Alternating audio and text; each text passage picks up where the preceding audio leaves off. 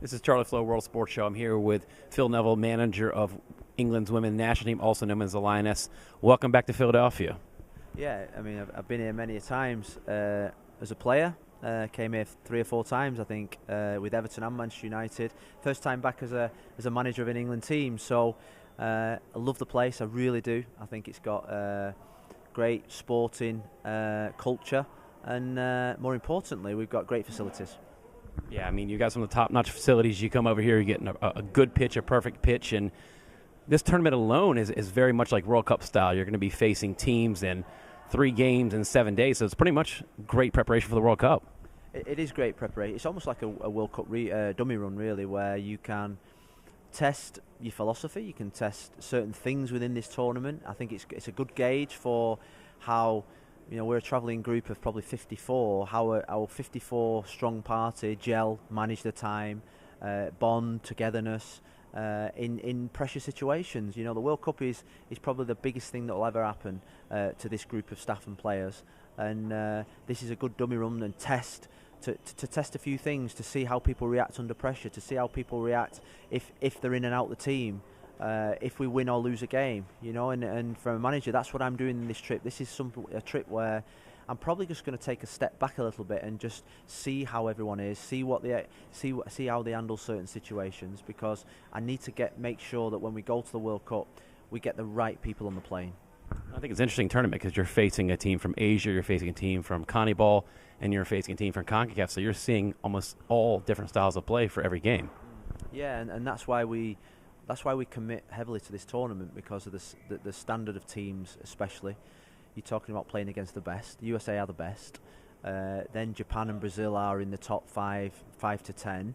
So you're going to be getting a real test, and that you're going to be probably taken really outside of your comfort zone in terms of the level that your players are playing in week in, week out in their respective leagues. So I love the competition. I love the competition because of the fact that we're playing against the best, in the best stadiums, with the best facilities, and with big crowds. And I think you learn more in these types of situations than going playing against a Bosnia or another country that you can win easily.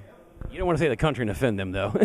Yeah. Well, to be fair, we've played Kazakhstan and Bosnia, that type of country where they are probably early in their development in women's football. USA, Japan, Brazil are almost sort of like the pioneers of women's football. They've been doing it for so long, and they're so good. So that's where the challenge is.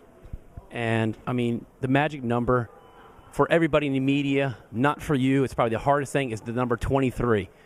How do you do the 23? Are you going to rely a lot on your coaching staff? How do you think you're going to figure that equation out?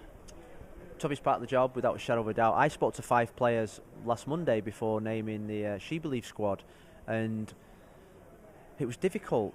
These players want to be successful. They want to win, and they want to go to a World Cup. It's their life. It's what they've dreamed of. So, what we've done from day one, we've made a conscious effort to be totally transparent and honest with every single player. Every single player knows where they are in my thoughts. They know what they've got to do. They know the improvements they've got to make. They know what they've got to do to stay in the squad. And really what they've got to do is make an impact in terms of the performances in training, the way that they behave around the hotel, the way that they are with each other, and playing well in big games. And this is a big game. How important is it in the English leagues now that you have all this league growing as more than just a pool of players in the English system now that you can pull from the whole country? You know what? I think the league in England is getting really strong. It's improving the facilities, the infrastructure, the sponsorship. But I also love my players actually going playing in America and in France and in Spain, because I think it gives them a wider perspective of life and about different cultures and about playing against different types of systems. And I found that when particularly that you put them both together, you get the best of both worlds. We've got an ever-expanding league. A lot of my players that are playing abroad now, I'm sure over the next 2 or 3 years will end up coming back to the English league, because they can see that the league is getting strong. We've got a lot of foreign players in our league now. That's because it's a strong league. And yes, we want our best players in our league, but it's also good for them to experience playing against the best, with the best. Izzy Christiansen, Lucy Bronze at Lyon, probably the best team in the world. Wolfsburg with Mary Earps. They're getting really good experiences in football and life. Well, Phil, I want to thank you for your time, and any of your players are welcome to play for my Philadelphia team. Just to let you know, okay? Thank you very much. Good stuff. Thank you for watching a World Sports Show production. For more info, go to worldsportsshow.com.